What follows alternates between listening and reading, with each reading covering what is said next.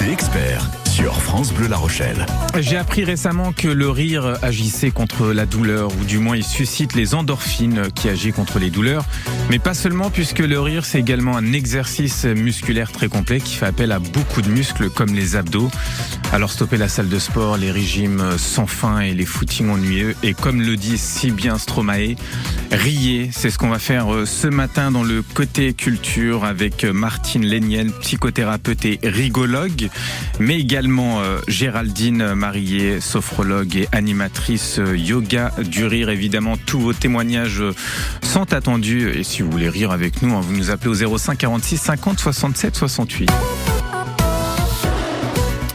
Bonjour Martine, bonjour Géraldine, soyez les bienvenus. Vous êtes souriante, hein, c'est important. Ah bah, fondamental. Ça c'est, on va dire, c'est le b.a.-ba hein, lorsqu'on est rigolote. Rigolote. On n'est pas très rigolote, mais on est rigologue. Rigologue, c'est ça? Ouais. Vendredi, on a reçu Amélie Janot, prof de yoga. Ce serait intéressant de savoir quel est le lien entre le yoga classique et celui du rire. Eh bien, ce sont les postures et les respirations. C'est-à-dire que dès lors qu'on va ouvrir la cage thoracique, on va faire des mouvements vers le haut d'ouverture, eh bien, ça va être beaucoup plus facile d'être dans une humeur ludique et dans un mieux-être puisqu'on est en extension. Et donc, aussi le souffle, la respiration. Quand on rit, on va expirer énormément tout le gaz carbonique qu'on a et reprendre une bonne goulée d'air. Et du coup, la régénération comme ça de l'oxygène est en lien avec le yoga aussi. Et ça se fait de manière naturelle ou est-ce que c'est forcé, tiens? Quoi donc le rire. Le rire. Le rire, on sent quand c'est naturel et on sent quand c'est forcé. Mais on peut utiliser le fait de forcer un peu pour démarrer, pour déclencher, voilà. Mais au bout d'un moment, si on est que dans du rire forcé, c'est moche, c'est pas drôle, c'est pas communicatif. Il y a un effet ou pas du tout lorsqu'on force tout de même? Ah oui, il y a un effet un effet d'oxygène. Il y a un effet musculaire aussi. Donc il y aura un petit effet, mais pas du tout les bénéfices qu'on peut avoir quand on atteint le rire. D'ailleurs assez facilement. Hein. Je pense que là on va rire ensemble. Vous allez voir que ça se fait. On va rire. On se lance un petit défi parce que Laurie d'ailleurs qui va nous rejoindre dans quelques minutes. Hein. Laurie, vous voyez, c'est la première personne que vous avez. Elle a un super prénom d'ailleurs. Hein. Laurie évidemment. Alors quand on est rigologue, je pense que derrière c'est une perche qui est tendue, hein, n'est-ce pas? Et donc, alors il y a Géraldine Marié également. Je suis sophrologue. Sophrologue. Et que fait la sophrologie et animatrice yoga du rire? Voilà, donc effectivement c'est aussi une connexion à la respiration très forte. Ouais. Et ce que j'ai trouvé dans le rire, c'est qu'en fait on a vraiment un phénomène qui est social. Donc quand vous parliez de rire forcé au départ, il peut y avoir ça parce qu'on commence à s'entraîner. Hein, yoga du rire aussi, c'est un entraînement comme on irait effectivement à la salle de sport. Il y a cette idée qu'on entraîne aussi cette joie au quotidien. Et au départ, on a peut-être cette action d'imiter, de forcer, mais ce qui se passe, c'est qu'il y a quand même un phénomène dans le rire, c'est qu'il y a l'empathie, on a des neurones miroirs qui fait que quand l'autre rit, même si on ne sait pas pourquoi, un éclat de rire à côté de vous, automatiquement, c'est ça, on est impacté. Ça, vous êtes emporté par ce rire qui en fait, vous n'avez pas besoin de savoir exactement la raison. Il y a bien un phénomène en fait vraiment interne, intérieur, programmé déjà depuis des années et même des millénaires, qui fait que l'être humain rit au contact d'un autre qui rit. Et on va rire sur France Bleu La Rochelle. Nous sommes ensemble jusqu'à 10h. Vous restez avec nous. On revient dans quelques secondes. Ce sera juste après Pierre Demar, Enfant 2 sur France Bleu La Rochelle. France Bleu La Rochelle. Côté expert, jusqu'à 10h. Et si vous aussi vous aimez rire et que vous souhaitez nous partager vos témoignages, évidemment, appelez-nous au 05 46 50 67 68. Géraldine Marié, sophrologue et animatrice yoga du rire, est avec nous, tout comme Martine Lénienne, psychothérapeute et rigologue. C'est rigolo comme terme, rigologue? Oui, c'est un... Ça vient d'où déjà? Depuis quand ça existe ce terme? Alors, ça fait quand même 15 ans que l'école internationale du rire a été créée dans le sud de la France, et on se forme aux techniques de la joie, en fait, qui inclut le chant, la danse, le rire, le yoga du rire, ça inclut pas mal de choses. L'idée, c'est de booster sa joie au quotidien, c'est d'apprivoiser ce regard vers l'optimisme, ce regard aussi vers l'intérieur de soi, parce que la joie, c'est pas que de l'extériorité, c'est aussi un contact avec soi-même, un contact étroit d'ailleurs avec notre cœur, hein, c'est vivre avec son cœur, et quel que soit l'âge. Donc là, on est dans justement l'intergénérationnel. Comment on peut rire les uns avec les autres, quel que soit l'âge qu'on a, les enfants, les personnes plus âgées. Il y a un événement au mois de juin d'ailleurs sur le rire intergénérationnel, si je me trompe. C'est en tout cas le vivre ensemble, et c'est vrai que ce sujet aussi du vivre ensemble dans le rire, c'est quand même aussi une des activités qui relie les générations, et on le voit aussi dans les entreprises où on a des générations avec les milléniums, avec toutes ces nouvelles générations qui sont arrivées avec Internet, avec toute cette nouvelle façon de communiquer. On s'aperçoit que il y a une façon aussi de communiquer entre générations qui est pas si évidente aussi aujourd'hui. Donc le rire pour les entreprises, c'est devenu aussi une façon de relier les générations, d'aider à la gestion aussi des compétences, etc., de faire qu'il y ait plus d'échanges en fait entre ces générations qui ont des cultures très très différentes. Il y a une vraie faille aussi digitale qui a marqué beaucoup les générations. Et est-ce qu'on peut rire tout en étant dans le drame ? Je pense qu'il y a le drame. Le drame, c'est une chose. Il est à vivre quand on doit être en colère, ou quand on doit pleurer, ou quand il faut vivre ses émotions telles qu'elles sont. Le rire, en fait, il y a intrinsèquement notre nature qui est la joie. Et après, il y a toutes les émotions qui viennent nous traverser. Et l'idée, c'est de revenir le plus souvent à notre nature profonde, qui est une nature d'ouverture, d'expansion et de joie. Ça, c'est lié à ce que l'on est. Après, les émotions nous traversent comme les nuages traversent le ciel. Il faut les vivre, il faut savoir. Faut pas les bloquer, il faut vraiment les vivre. Non, pas du tout. Si on a besoin de pleurer, on pleure. Si on est en colère, ça veut dire qu'on a subi, ou qu'on a le sentiment d'avoir subi une injustice. Donc, il faut traiter ça. Le rire n'est pas un gros fourre-tout dans lequel on va mettre, on va se dire, ça y est, je vais rire de tout, et puis je vais rire tout le temps. Non, on n'est pas. Je veux dire, la vie nous amène toute cette diversité émotionnelle, et toutes les émotions sont à vivre et à traverser. Et c'est important. Oui, dites-moi, pardon. Il y a un exercice comme ça qui montre aussi des passages, des larmes où des exercices où on a tout perdu. Donc on mime le pleur, on mime la tristesse, c'est vraiment cet état d'être dans la perte, le manque, et après, clac, la seconde d'après, on est capable d'envoyer du rire. On pourrait le faire celui-là.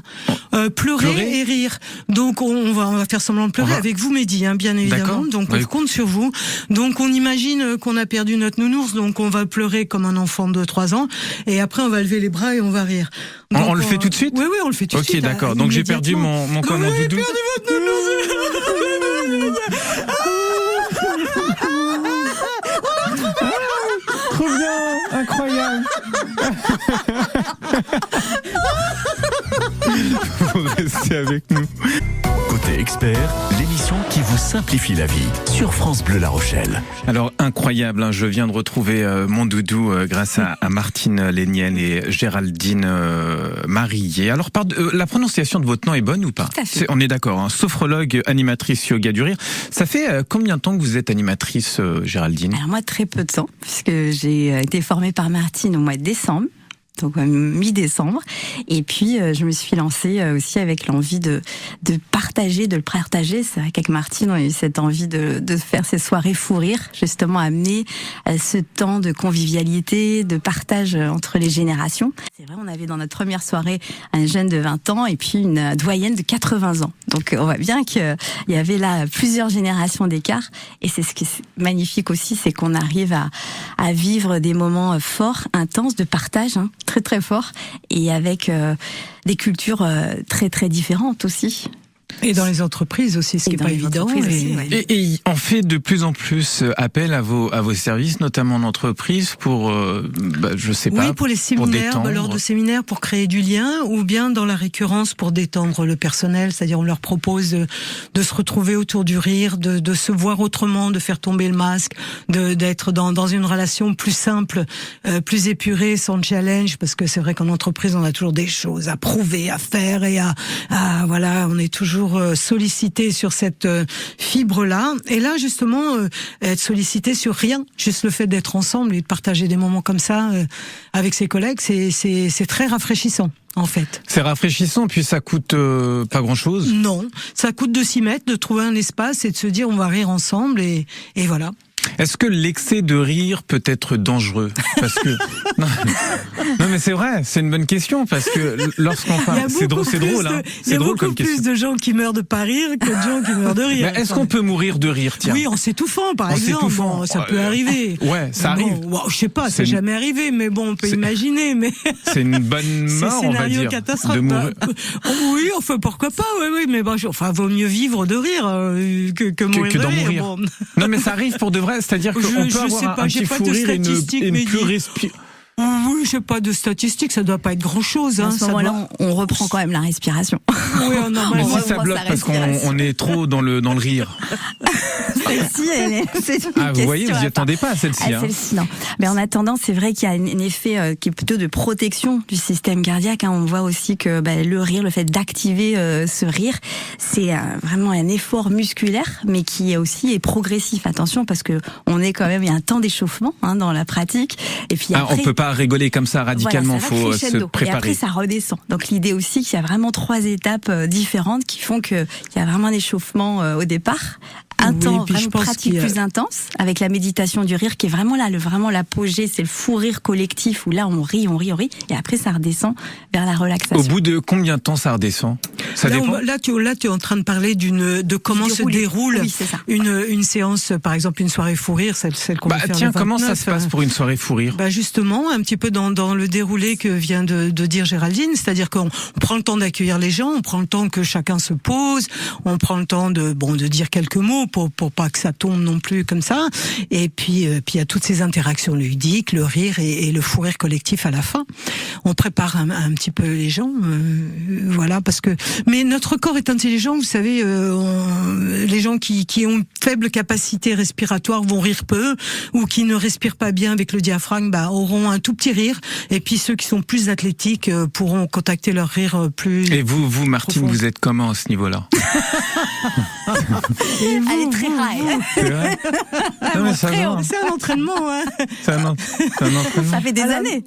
Déjà, on peut, si on rit de soi, par exemple, pointez votre thymus comme ça, là. C'est le thymus, voilà, c'est au-dessus comme ça. Rire de soi, parce que rire des autres, c'est facile, tout le monde sait le faire. Mais on va rire de soi. Avec tous nos petits bugs. Si vous saviez. Oh là là. C'est vrai. Mais j'arrive pas à rire de moi, je rigole d'autres personnes en fait. C'est plus facile, on a plus l'habitude. Vous restez avec nous. Donc voilà, l'idée c'est d'être plus généreux et de rire avec les autres.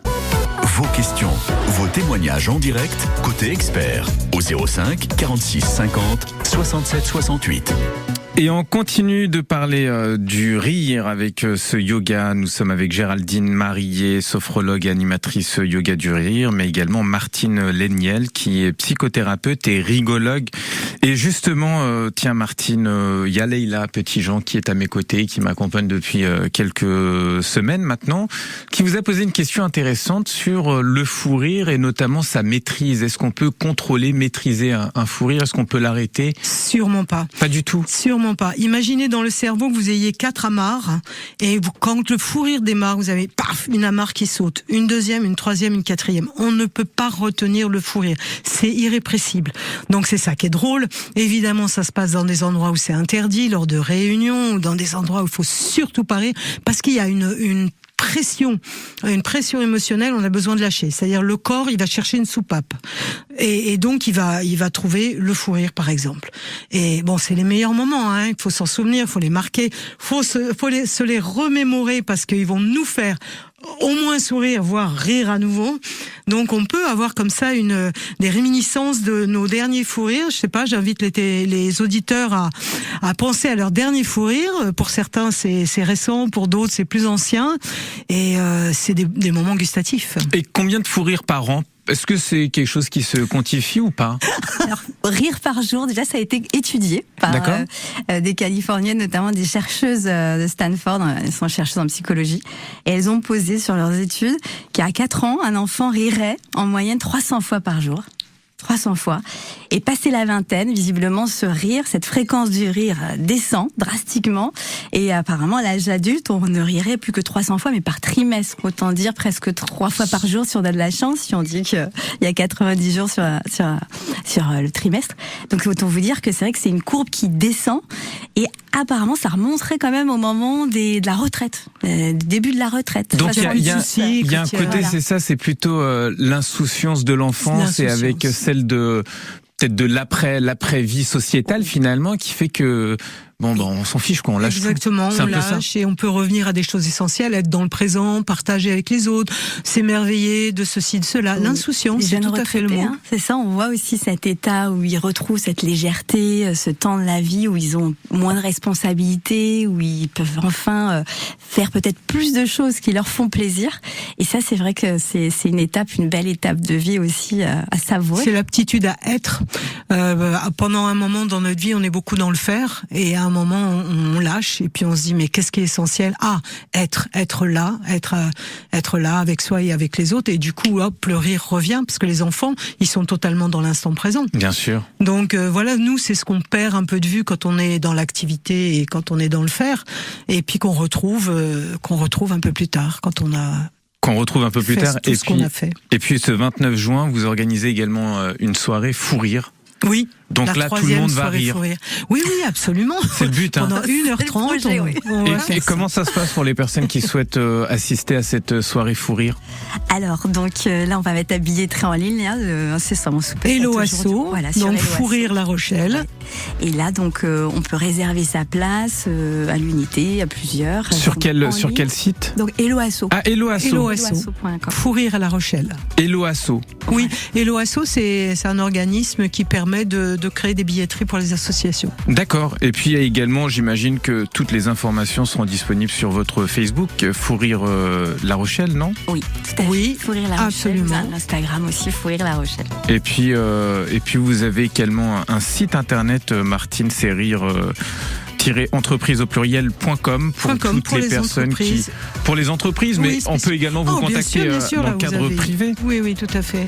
Écoutez, Géraldine Marillet, Martine Léniel, merci infiniment d'être venue nous voir. C'était fort agréable, fort plaisant. Et puis il y a le livre également. Vous avez sorti un livre qui s'appelle 50 exercices de rire. Publié chez Erol. Qu'on peut retrouver chez tous les libraires, j'imagine, que ce soit sur internet ou en Ça permet de boutique. Pratiquer le rire chez soi et avec les autres, le rire solo et le rire avec d'autres. Il y a plein de petits bonhommes qui rient là. Qui rigolent. C'est ça, qui rigolent. Merci infiniment, mesdames. Merci d'être venues. Et puis on vous dit à très vite sur France Bleu La Rochelle.